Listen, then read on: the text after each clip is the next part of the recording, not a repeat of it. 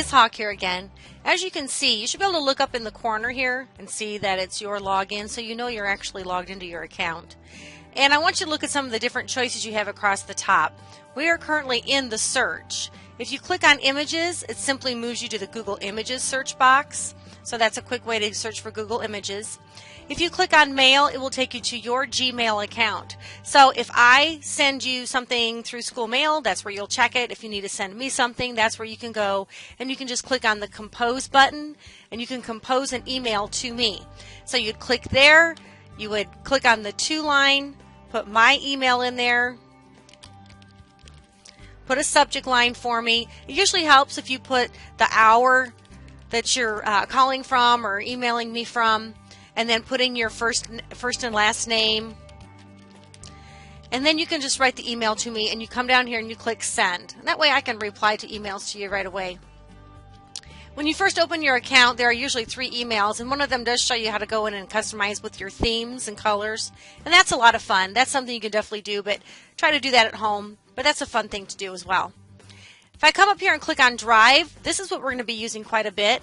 This is where your documents can be created and they save right on the cloud for you.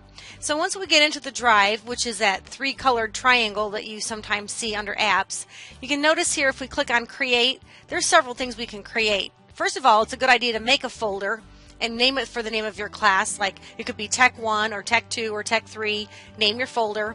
And then open the folder and go back to Create and create something in it.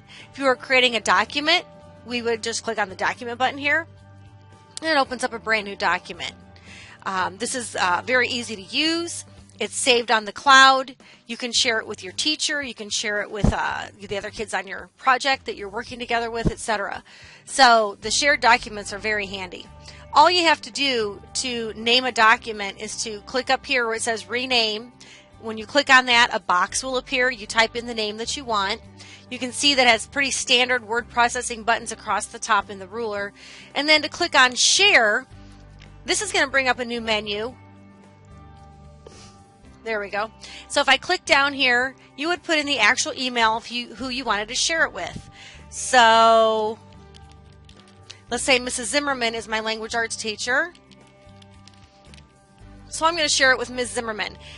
Leave this checked if you want to send her an email so she knows she's getting it.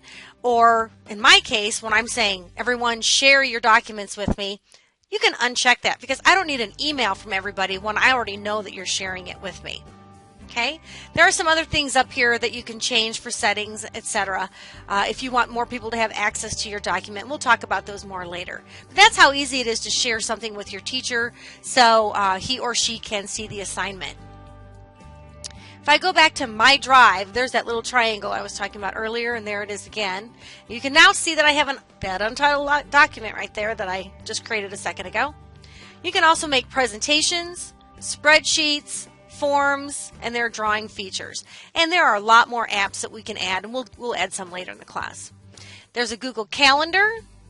Google Sites is a completely different menu where you would go to create websites. That's where our Tech 3 students are going to be going, and we're going to be creating Google Sites under this particular place on Google Drive. And again, you click Create, and we'll learn to go through the steps. Again, you're going to click Create, and I'm going to take you through the steps on how to make a really simple Google website. Groups and contacts and maps take us into some more advanced things that you can look at kind of on your own at home when you're logged into the account. So that's the introduction to when you click on My Drive and the things that you can create. Shared with me is if other people have shared something with you, and the rest of these are just places for your documents to go and to be saved.